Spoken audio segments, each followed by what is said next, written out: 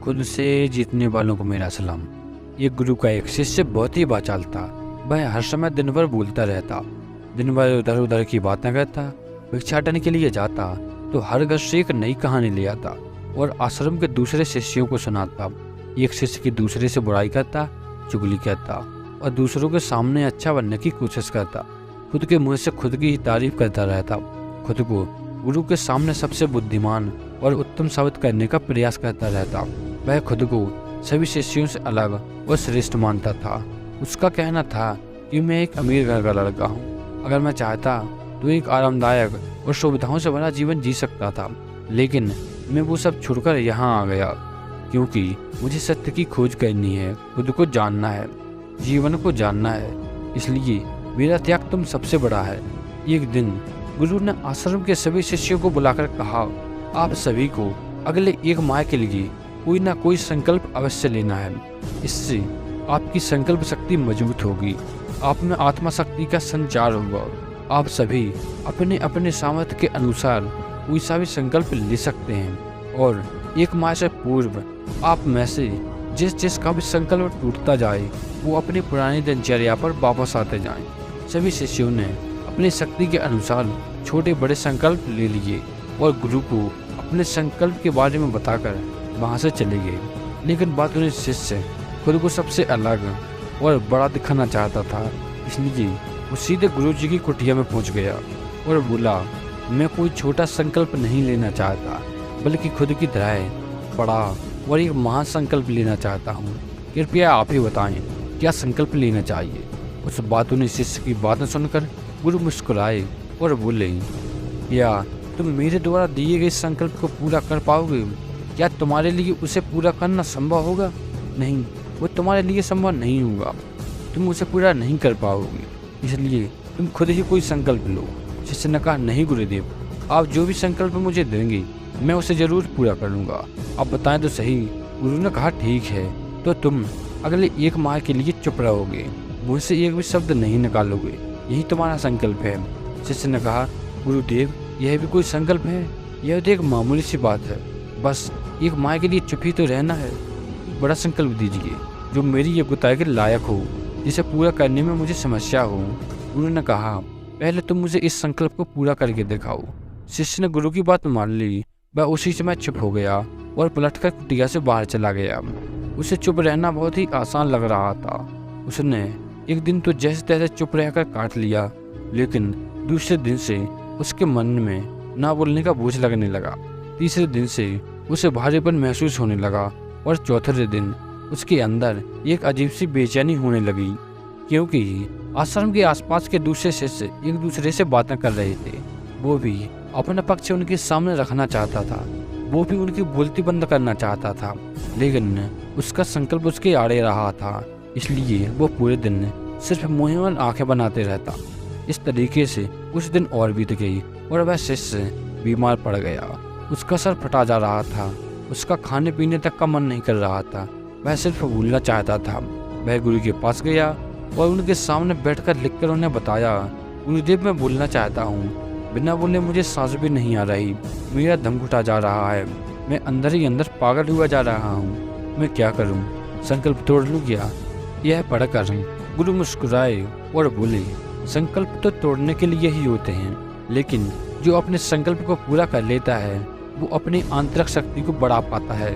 जो अपनी आंतरिक शक्ति को बढ़ा लेता है वह समझ और जागृति की राह पर आगे बढ़ जाता है। संकल्प का लेना भी तुम्हारे ही हाथ में था और इसे तोड़ना भी तुम्हारे हाथ में है। तुम्हारे बहुत से गुरु भाई अपने संकल्प को तोड़कर अपनी पुरानी दिनचर्या पर वापस आ चुके हैं। अगर तुमसे नहीं हो पा रहा तो तुम भी संकल्प तोड़ सकते हो और अपनी पुरानी दिनचर्या पर वापस आ सकते हो। लेकिन याद रहे, अगर आज तुम इस छोटे से संकल्प को नहीं संभाल पा रहे तो आगे चलकर अपनी बाकी की पूरी जिंदगी को कैसे संभालोगे?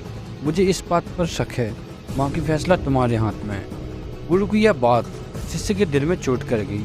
वह बिना कुछ बोले ही वहाँ से चला गया और अपनी कुटिया में अपने आप को बंद कर लिया। वह केवल अपने जरूरी कामों के लिए कुटिया से बाहर निकल, वहाँ के सारे समय वह कुटिया के अंदर बैठा रहता।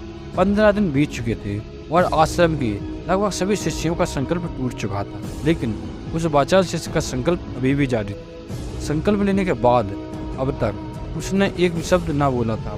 सारा आश्रम हैरान था कि इतना बोलने वाला इंसान चुप कैसे रह सकता है। 15 दिन बीतने के बाद वह दोबारा अपने गुरु के पास गया, लिखकर बताया, हे गुरुदेव, मैं बाहर से तो चुप हूँ, लेकिन मेरे अंदर ही बहुत सी आवाज़ें हैं, बहुत सी चीख पुकार और शिकायतें हैं। मैं अंदर ही अंदर बात करता रहता हूँ। मेरा मन तरह तरह के प्रश्न पूछता है। मैं बाहर से जितना मौन हूँ, भीतर से उतना ही शोर शराबे से भरा हुआ हूँ। मुझे शक हो रहा है, क्या अब भी मेरा संकल्प जारी है?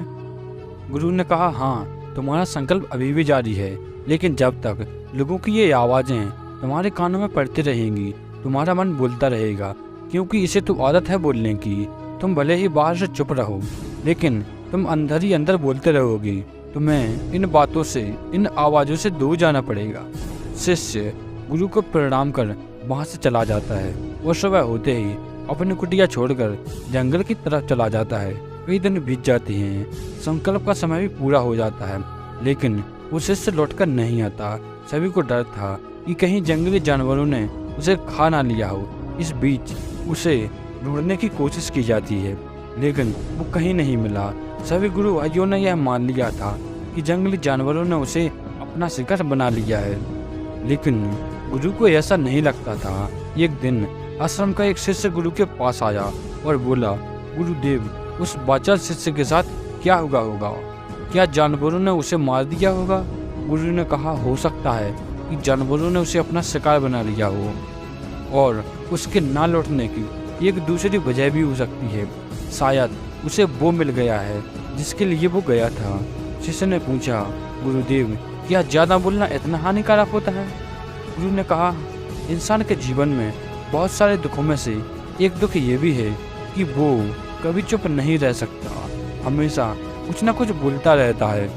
सिर्फ हमारे बोलने के कारण आधे से ज़्यादा दुख पैदा होते हैं। परिवार की अधिकतर झगड़ों की वजह है बेमतलब बोलना। हम में से कोई भी चुप रहना नहीं चाहता। हम सामने वाले को बस सुनना चाहते हैं। जो भी हमारे मन में है सब निकाल कर उसके मन में बैठा देना चाहते हैं। उसे समझा देना चाहते हैं कि देख, तुम गलत है और मैं सही। आखिर ये कहाँ तक पूछे थे, क्योंकि दूसरा भी यही कर रहा है, और इस आधार पर सब एक दूसरे की सड़ी गली बातों को ग्रहण कर रहे हैं। फिर समय के साथ उन्हीं बातों की परतों को घेरते रहते हैं और एक दूसरे को सुनाते रहते हैं। इस तरीके से सुनने और सुनाने का यह क्रम जिंदगी भर चलता रहता है, लेकिन इस नासमझी में हम खो देते हैं अपना समय, अपना जीवन, अपनी समझ, और वो सबसे महत्वपूर्ण वो कीमती पल जो जिए जा सकते हैं, जिन्हें अनुभव किया जा सकता है, जिनमें आनंद को प्राप्त किया जा सकता है। लेकिन इसके बदले में हमें मिलता क्या है? कुछ नहीं मिलता, सब बर्बाद हो जाता है। इस पागलपन में हमने क्या खो दिया है, इसका एहसास केवल कुछ ही लोग कर पाते हैं। बाकी लोग जैसे उन्हें अपने आने का पता नहीं, वैसे ही उन्हें अपने जाने का भी पता नहीं चल पाता। शिष्य ने कहा, तो फिर इसका क्या समाधान है? गुरु ने कहा, पूरी जागरूकता के साथ अपने विचारों को देखना, यही एकमात्र तरीका है सारी मानसिक समस्याओं का। दोस्तों, वर्तमान में रहकर पूरी जागरूकता के साथ काम करना जिंदगी में चमत्कारिक बदलाव ला सकता है।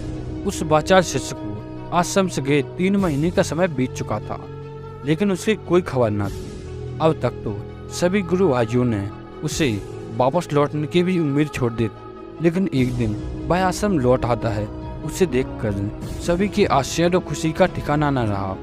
वो नहीं था जो यहाँ से गया था, वो कुछ और बनकर वापस आया था।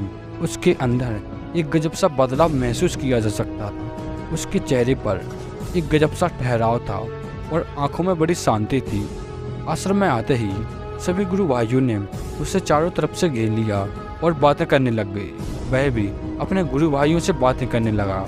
उनसे बात करने वाले सभी शिष्यों ने यह अनुभव किया कि वह पहले जैसा उतावला और बातूनी नहीं रह गया था।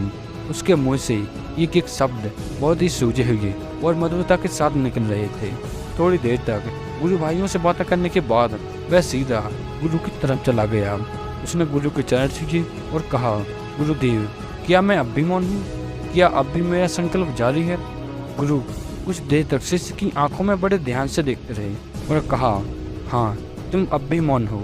तुम्हारे मुँह से एक भी शब्द नहीं निकल रहा और तुम्हारा संकल्प अभी भी जारी है। शिष्य ने कहा, गुरुदेव, जब मैं आश्रम से गया तो मैं तो चुप था, लेकिन मेरे अंदर बहुत सी आवाज़ें थीं, मन में बहुत से प्रश्न थे और वो बंद नहीं हो रहे थे। तो मैं जंगल में और गहरा चला गया, इस उम्मीद से कि वहाँ मुझे शांति मिलेगी और मेरे मन की बकबक कम हो जाएगी। मैं जितना एकांत में जाता गया, मेरे अंदर की आवाज़ उतनी ही तेज होती गई। मेरे भीतर की पुरानी से पुरानी आवाज़ें मुझे सुनाई देने लगी। तब जाकर मैंने महसूस किया कि मैं कितना गलत कर रहा था। जब मैं अपने परिवार वालों, दोस्तों और गुरु भाइयों को भला बुरा कहता था तो उस समय मुझे लगता था कि मैं सही कर रहा हूँ। मैं गुरु भाइयों की चुगली करता और उनका मजाक बनाता था। तभी मुझे यही लगता था कि मैं उनसे बेहतर हूँ, मैं सही कर रहा हूँ। लेकिन उस दिन मैंने पहली बार महसूस किया कि मैं कितना गलत बोलता था। काफ़ी दिनों तक यह आवाज़ें, यह शिकायतें मेरे अंदर चलती रहीं, लेकिन धीरे धीरे करके एक दिन यह आवाज़ें मेरे अंदर से समाप्त हो गईं। अब मैं भीतर से भी मौन था। उस घने जंगल में बाहर से कोई बोलने वाला नहीं था और भीतर से कोई आवाज़ भी शेष नहीं बची थी। मैं उस दिन मौन का सही अर्थ समझा। मेरे चारों तरफ सिर्फ शांति थी। हालांकि अभी भी कुछ आवाज़ें आ रही हैं जो पहले भी आती थीं, लेकिन मैं उन्हें सुन नहीं पाता था। पर अब वो सभी आवाज़ें स्पष्ट रूप से सुनाई दे रही हैं। हवा के चलने की आवाज़, चिड़ियों के चहकने की आवाज़, पानी के बहने की आवाज़, भवरों के गुनगुनाने की आवाज़, ये सभी आवाज़ें मैंने पहली बार पूरे होश में सुनी। अपने चारों तरफ इतनी शांति मैंने पहले कभी महसूस नहीं की थी। तो इस शांति को भंग करने के लिए मैंने पहली बार अपने मुंह से कोई शब्द निकाला और मैं चिल्लाया, ये कैसी शांति है? हे ईश्वर, सभी कुछ इतना शांत क्यों है? ऐसा क्या हो गया?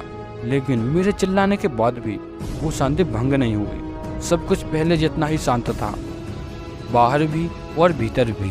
हे गुरुदेव, मैंने अपने गुरु भाइयों से बात की, मैंने आपसे बात की। मैं बोल रहा हूँ, मैं चल रहा हूँ, मैं सब कुछ देख रहा हूँ, लेकिन मैं अपने भीतर एकदम एकांत में हूँ, मौन में हूँ। जब मैं भीड़ में होता हूँ तब भी भीतर से अकेला एकांत में होता हूँ। जब मैं खुद में भी सुर करना चाहता हूँ तब भी एकांत में होता हूँ।